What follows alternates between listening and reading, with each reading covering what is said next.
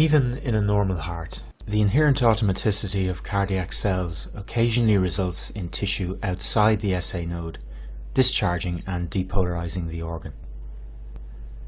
This is the mechanism generating ectopic beats, a phenomenon experienced by almost every person at some point.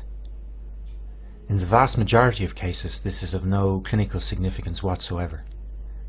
However, as you will see, in some individuals, ectopics play a key role in triggering life-threatening arrhythmias. Also, principles learned from the analysis of ectopics can be applied to help with arrhythmia diagnosis. This is a normal heart, and it is in sinus rhythm. At this point, a region of the atrium has developed enhanced automaticity and has discharged a depolarizing current. Initially, it triggers atrial depolarization. The wave is transmitted by the AV node into the ventricular conducting system, triggering ventricular depolarization. This is a premature atrial ectopic, or as it is frequently referred to, a premature atrial contraction. On the ECG, the premature atrial contraction occurs earlier than the next predicted sinus beat.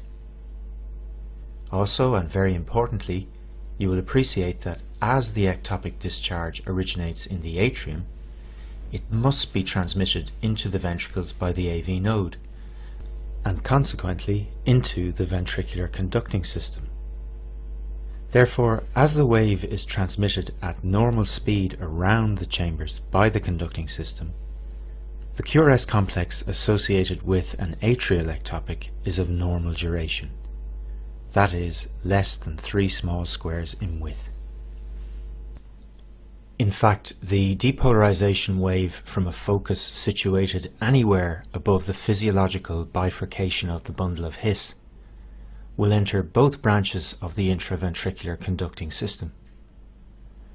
Consequently, the QRS complex associated with discharge from a focus situated anywhere in this region will be of normal duration. Now here's a different situation. In this case, the site of increased automaticity generating the ectopic beat is located in the ventricle. The key point to note here is that the current is transmitted, at least in part, outside the ventricular conducting system. Depolarization moves through myocardium 4 to 8 times more slowly than through conducting tissue.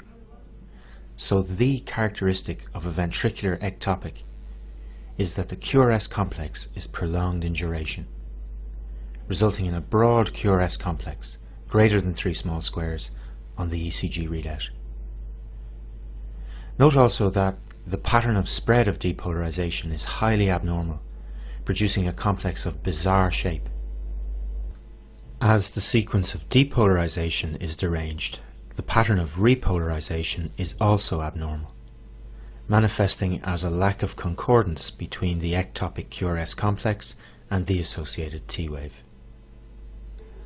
Looking at both of these rhythm strips, you will notice that the atrial and ventricular ectopic are followed by a pause before the next sinus discharge. There are, however, important differences between the nature of this pause in the case of atrial and ventricular ectopics. Understanding these differences will help us when dealing with more complex situations in Section 5. In the case of ventricular ectopics, while retrograde transmission of depolarization into the atria via the AV node can occur on occasion, it is an unusual event. A ventricular ectopic, therefore, is not usually associated with retrograde depolarization of the structures of the atria, including the SA node.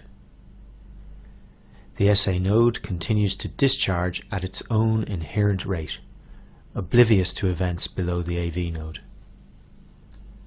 As the sinus node continues to discharge at its own regular rate, the next P wave following the ectopic will occur at a predictable time point.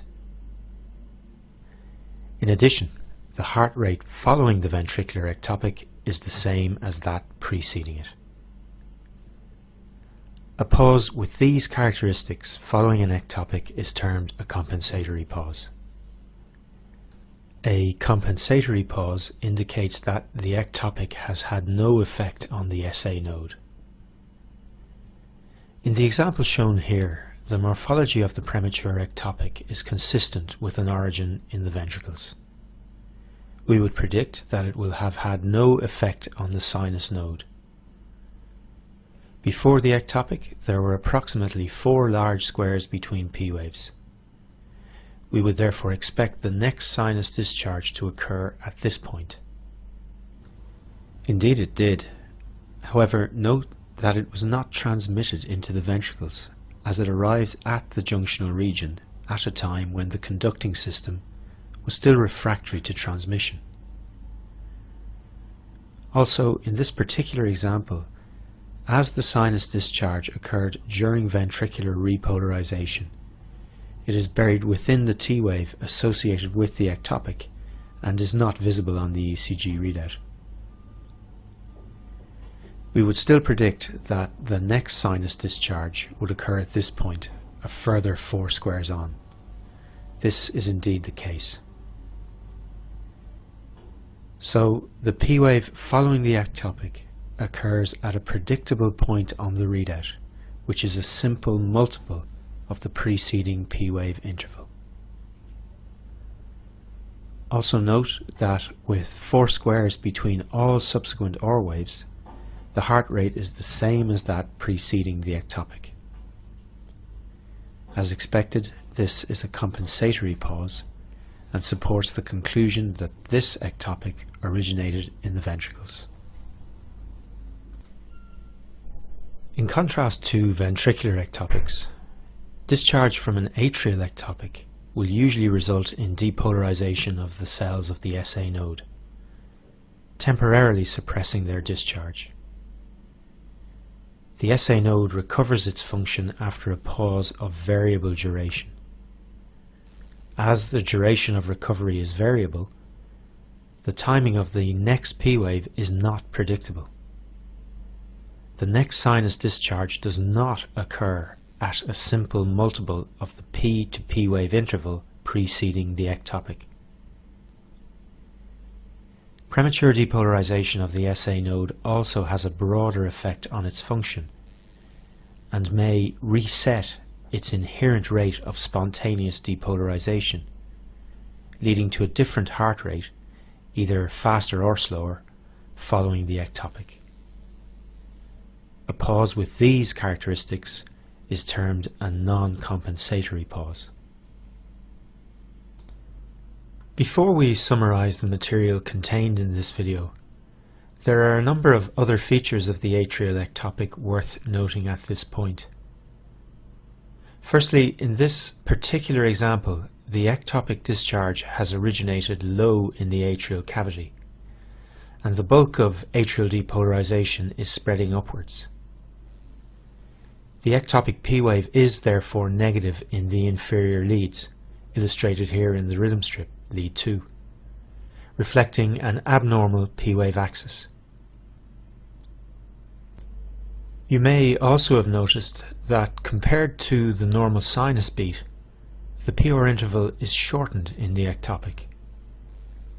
This reflects the fact that in this particular case, atrial depolarization has arisen from a focus closer to the AV node than the sinoatrial node. The time taken to reach the AV node is therefore reduced, and the PR interval associated with the ectopic is shortened accordingly. You will see shortly that precisely this type of analysis can help us determine the site of origin of arrhythmias. So, premature ectopic beats can originate from sites of enhanced automaticity in the atria or ventricles. Both occur early, that is, before the next expected sinus beat. Atrial ectopics are transmitted into both branches of the ventricular conducting system and therefore are associated with a normal QRS complex. Atrial ectopics are usually associated with a non-compensatory pause. In contrast, ventricular ectopics are generated in the ventricular wall or a component of the conducting system, and must travel at least in part through the slower conducting ventricular muscle. Consequently, they are associated with broad QRS complexes, and deranged repolarization results in a non-concordant T-wave. In addition, ventricular ectopics are usually followed by a compensatory pause.